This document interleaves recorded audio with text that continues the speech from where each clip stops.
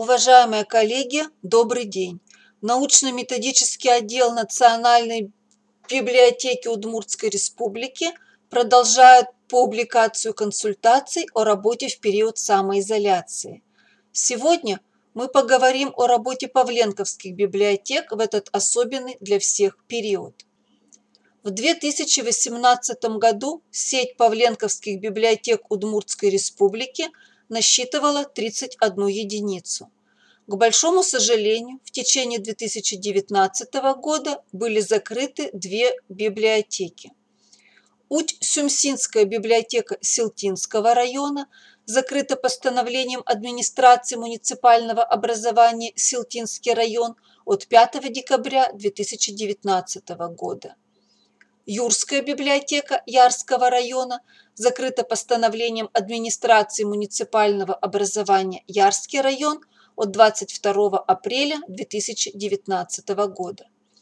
Тем не менее, Силтинская МЦБС выступила с инициативой считать с 2020 года правопреемницей Уть-Сюмсинской Павленковской библиотеки Копкинскую сельскую библиотеку, а также выразила желание считать правопреемницей Юмга-Омгинской Павленковской библиотеки, закрытой еще в 2015 году, Югдонскую сельскую библиотеку. В 2020 году вопрос о признании Копкинской и Югдонской библиотек Силтинского района правопреемницами двух ранее закрытых павленковских библиотек будет решаться.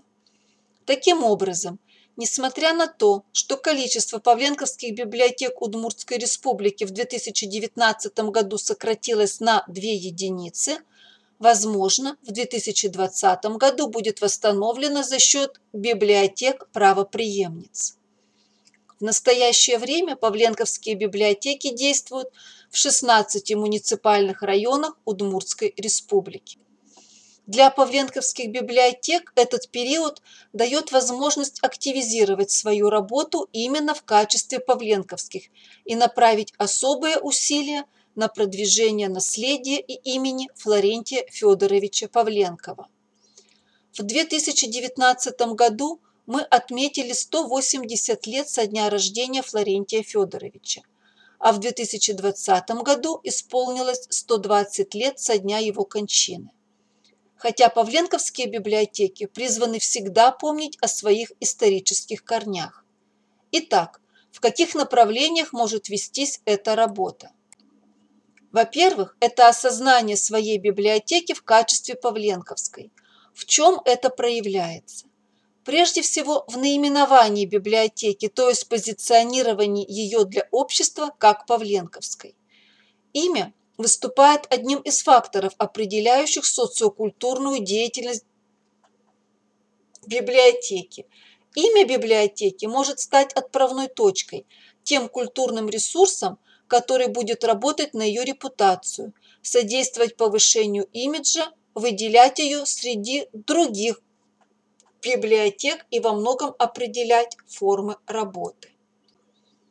В толковом словаре Даля имя определяется как название, наименование, слово, которым зовут, обозначают личность. Также это название предмета, имя человека.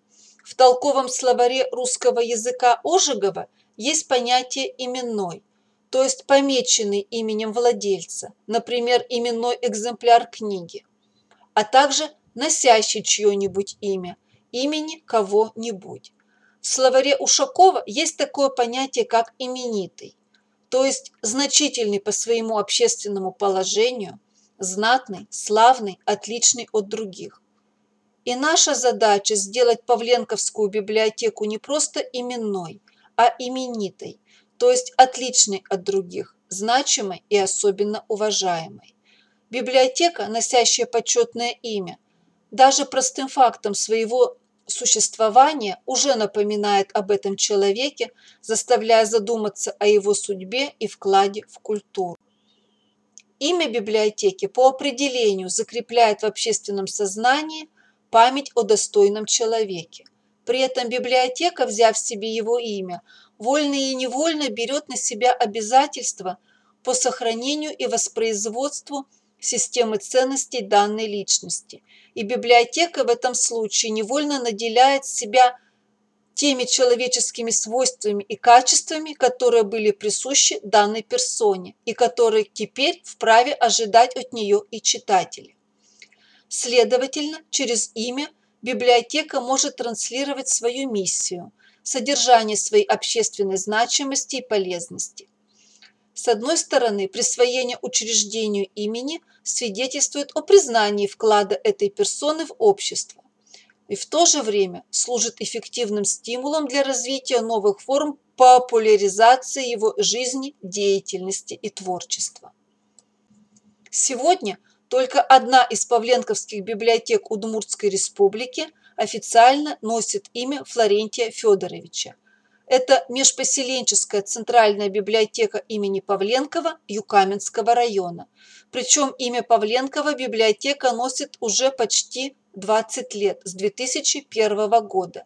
Возможно, сегодня кто-то из вас задумается над тем, чтобы присвоить своей библиотеке имя Флорентия Федоровича Павленкова и начнет подготовительные действия согласно процедуре присвоения имени учреждения на основании положения о порядке присвоения имен государственных и общественных деятелей, выдающихся людей Удмуртской республики, предприятиям, учреждениям, организациям, а также улицам, площадям, другим составным частям населенных пунктов на территории Удмуртской республики. Данное положение утверждено указом президента Удмуртской республики от 6 июля 2010 года. Но библиотеки, не носящие официально имя Павленкова, также должны помнить о своем происхождении, об исторических обстоятельствах и персонах, благодаря которым стало возможно их создание. Кроме того, являясь частью Содружества Павленковских библиотек, объединяющим более 460 библиотек в 12 регионах Российской Федерации, позиционировать себя частью этого сообщества и транслировать эту информацию своим пользователям. Как заявить о своем имени библиотекам, официально не носящим имя Флорентия Федоровича Павленкова? Поскольку современные условия поставили перед библиотеками такие задачи, которые невозможно решить, придерживаясь только традиционных форм и методов библиотечной работы, в настоящее время идет активное освоение новых форм. Сегодня именно синтез инновационных и традиционных форм работы дает новые качественные результаты.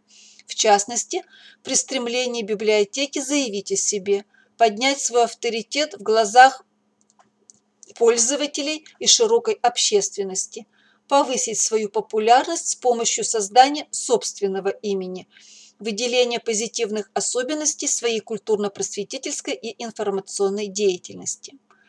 Для павленковских библиотек этот период предоставляет возможность переосмыслить свою деятельность, не только переориентировав ее на расширение перечня услуг в удаленном формате, но прежде всего на активизацию, усиление социокультурной и мемориальной деятельности.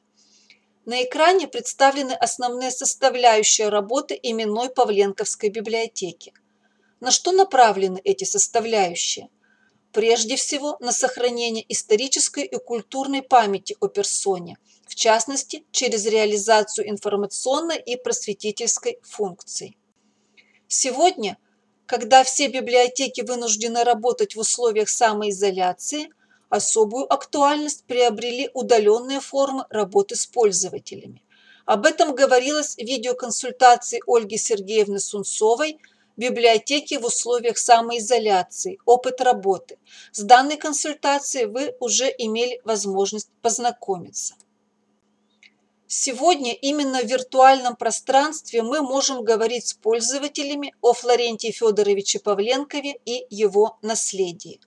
В настоящее время только 12 из 29 действующих павленковских библиотек, то есть менее половины от их общего числа, имеют собственное представительство в виртуальном пространстве. Это сайты или группы в социальных сетях, ВКонтакте и Одноклассниках. Именно здесь происходит или может произойти первое знакомство человека с библиотекой. Или ваш сайт или группу ВКонтакте посещают ваши постоянные пользователи, уже знакомые с деятельностью библиотеки. Эта площадка позволяет в том числе продолжить или начать работу по продвижению культурно-исторического наследия Флорентия Федоровича Павленко. Все библиотеки имеют возможность публиковать свои новости на едином информационном портале библиотек Удмуртии. Как вы уже знаете, Национальная библиотека Удмуртской республики объявила конкурс на самую активную библиотечную систему по числу публикаций на едином информационном портале библиотек Удмуртии. Анализ числа публикаций на портале, к сожалению, показал слабую активность павленковских библиотек по популяризации павленковского наследия. В течение 2019 года было всего 3 публикации, посвященных этой теме. Один из материалов – это справка к 115-летию Карсавайской сельской павленковской библиотеки Болезинского района. Вторая публикация – информация об организации в селе Тыловая Дебесского района экскурсионного маршрута «Доброе имя, хорошая память» по достопримечательностям и культурным памятникам села. Одним из этапов маршрута стало посещение Тыловайской сельской павленковской библиотеки. Третий материал – это информация о днях открытых дверей, приуроченных к Общероссийскому дню библиотек в Сарапульском районе. Там, в частности, говорится о Кикбаевской библиотеке, где была организована выставка, посвященная Флорентию Федоровичу Павленкову, сопровождавшаяся презентацией о биографии издателя и слайд-шоу «Чудесная страна. Библиотека». В 2018 году был опубликован всего 1 материал, в 2017 – 4. Отчего такое происходит? Библиотеки редко проводят у себя мероприятия, посвященные Павленкову, и забывают подавать информацию об этих мероприятиях на единый информационный портал. Кроме того, не позиционируют себя как павленковскую в названии библиотеки, подавая новостные сообщения об иных проводимых мероприятиях. Сегодня появилась возможность изменить эту практику. Что можно сделать библиотекам в условиях самоизоляции и в дальнейшем после ее окончания? Прежде всего, начать с самопрезентации. Необходимо заявить о себе, как о Павленковской библиотеке. Заходя на вашу страницу в соцсетях или на сайт, человек видит в первую очередь сетевое имя, название вашей библиотеки. К сожалению, ни на одной странице библиотек Удмуртии не указано, что библиотека является Павленковской. Библиотека – официальное учреждение. Поэтому придумывать какие-либо условные, отвлеченные ники нам не нужно. Но указать, что библиотека является Павленковской, будет уместно. На страницах многих библиотек также присутствует так называемый статус или индикатор текущего состояния Павленковской библиотеки. В качестве статуса цитаты известных людей, писателей. Это акцентирует внимание подписчиков и посетителей вашей группы на вашей основной идее, на ценностях, которые вы транслируете, на том, что для вас важно – книга и чтение, продвижение книги и чтения. Но снова нет ни одной цитаты Павленкова или о нем, или о его библиотеках. Таким образом, библиотеки изначально не позиционируют себя в качестве павленковских. Следующий канал самопрезентации – аватар. В интернет-среде это изображение в сети, то, как вас видят окружающие в буквальном смысле.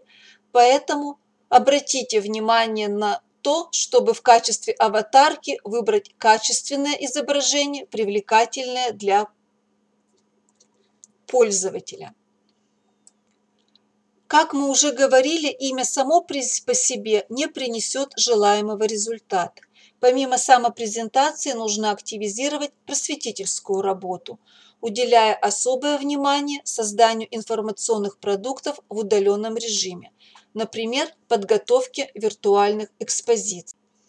У большинства из вас оформлены мемориальные уголки, посвященные библиотеке и Флорентию Федоровичу Павленкову. По возможности следует перевести эту информацию со стендов и павленковских уголков в цифровой формат и выставить на сайте или в социальных сетях. Например, разместить на сайте или в соцсетях информацию об истории библиотеки, ее происхождении, ее деятельности в разные исторические периоды. В настоящее время на сайте Национальной библиотеки Удмуртской Республики в разделе «Содружество павленковских библиотек» представлено 14 справок об истории и современном состоянии павленковских библиотек. То есть информацию представили менее половины библиотек. Сейчас есть все возможности актуализировать эти справки тем, у кого они уже есть, а тем, у кого их нет, данные материалы подготовить. Красногорская центральная районная библиотека отметила в 2019 году свой 115-летний юбилей мероприятием «Библиотека в удобном формате. 115 лучших лет. Все только начинается», где говорили об истории библиотеки и о Флорентии Федоровиче Павленкове. В соцсети ВКонтакте опубликованы 2 заметки о библиотеке. Следует уделять особое внимание видеоформату подачи материалов. В 2019 году библиотекарь Карсавайской библиотеки Болезинского района подготовила видеоролик «История Карсавайской сельской библиотеки» и разместила его на странице библиотеки ВКонтакте. Можно и нужно рассказывать о жизни и деятельности самого Флорентия Федоровича Павленкова, знакомить его с обширным наследием. Здесь огромное поле для деятельности и для дальнейшей работы. Можно разработать виртуальную выставку, посвященную Павленковской библиотеке и Павленкову. Библиотекарь Ликшурской библиотеки Сюмсинского района подготовила электронную выставку «Флорентий Федорович Павленков». На выставке представлен портрет Павленкова, его биография, гимн Содружества Павленковских библиотек, положение о республиканском конкурсе «Я читатель Павленковской библиотеки», информация о библиотечных и книжных павленковских чтениях. У данной выставки есть возможность раскрыть содержание раздела и подробнее познакомиться с их содержанием. Здесь также есть поле для дальнейшей работы. В наших возможностях донести до пользователей информацию о Павленкове и о своей библиотеке в интересной и разнообразной форме. На данной выставке также представлены итоги тест-викторины «Великий книгоиздатель второй половины XIX века», посвященный Павленкову. Таким образом, еще одной формой продвижения павленковского наследия являются различные онлайн-викторины, конкурсы, посвященные Павленкову и истории библиотеки. Итоги республиканского конкурса «Я читатель Павленковской библиотеки», в котором приняли участие представители 9 библиотек из 6 муниципальных образований Удмуртской республики, показал определенный интерес читателей к историческому наследию Павленкова. На конкурс поступило 30 эссе от представителей всех возрастных категорий населения. В некоторых эссе авторы говорят о том, что знают, что библиотека является павленковской, и знают о вкладе Флорентия Федоровича в развитие книжного и библиотечного дела России. Авторы других эссе узнали о Павленкове в период проведения конкурса. Как вы знаете, мы планируем разместить эссе на сайте Национальной библиотеки. Но сейчас, в связи с самоизоляцией, это несколько откладывается, так как есть определенные затруднения с получением разрешения от авторов на публикацию их материалов. Тем не менее, сегодня можно отправить авторам договор на разрешение на публикацию по электронной почте, тем, у кого она есть, или отправить через соцсети. Позднее, когда отменят режим самоизоляции, можно будет получить оригинал договора. Продолжаем говорить о возможных формах культурно-досуговой деятельности в рамках работы с известным именем. В нашем случае с именем Флорентия Федоровича Павленкова, только в удаленном режиме. Прежде всего о его огромном книжном издательском наследии. Можно и нужно рассказывать пользователям о книгах, изданных Павленковым и переизданных в советские годы и в настоящее время. Как известно, ассортимент издаваемой Павленковым книжной продукции был очень обширен. Это учебники и учебные пособия, литература по естествознанию, по математике, физике, химии, астрономии и геологии, зоологии и медицине, издания по гуманитарным наукам. Это социология и психология, этика и философия, история. Это юридическая литература и справочники. Огромное внимание Павленков уделял изданию художественной и биографической литературы. Также Павленков – создатель уникальной серии книг «Жизнь замечательных людей». И именно здесь открывается огромное поле для работы. Нужно рассказывать об этих книгах, об этих персонах, об их судьбах, рассказывать о творчестве, научной или общественной деятельности данных персон, об их вкладе в мировую культуру, науку, историю. Можно записывать чтение отрывков из этих книг, можно знакомить пользователей с произведениями самих этих деятелей, проводить различные игры, викторины, чтения и при этом говорить о Павленкове и о вашей библиотеке. И еще раз обращаю ваше внимание, обязательно подавайте информацию о своих мероприятиях на единый информационный портал библиотек Удмуртии. Эти мероприятия будут интересны различным группам пользователей, и детям, и взрослым. В случае отсутствия павленковских книг в фондах ваших библиотек есть возможность найти эти издания в электронных библиотеках, а также в открытом доступе в сети интернет. Так, например, книги Павленкова есть в фонде президентской библиотеки. Также издания Павленкова представлены на таком ресурсе, как Cool.lib и на таком ресурсе, как lib.ru. В отчете за 2019 год павленковские библиотеки представили достаточно активную картину деятельности по различным направлениям деятельности. К сожалению, работа по продвижению павленковского наследия не так активна. Свидетельством этому и недостаточный отклик на проводимые в 2018 и в 2019 году республиканские конкурсы. Есть библиотеки, постоянно принимающие участие в данных конкурсах. Есть те, кто пока остался в стороне. Мы надеемся, что ситуация, в которой сегодня оказались библиотеки, позволит переосмыслить нашу деятельность и сделать ее разнообразнее, благодаря продвижению и сохранению наследия Флорентия Федоровича Павленкова. Спасибо за внимание. Если появятся вопросы, обращайтесь в научно-методический отдел в период самоизоляции по электронной почте, после ее окончания и по телефону. Контактная информация представлена на экране.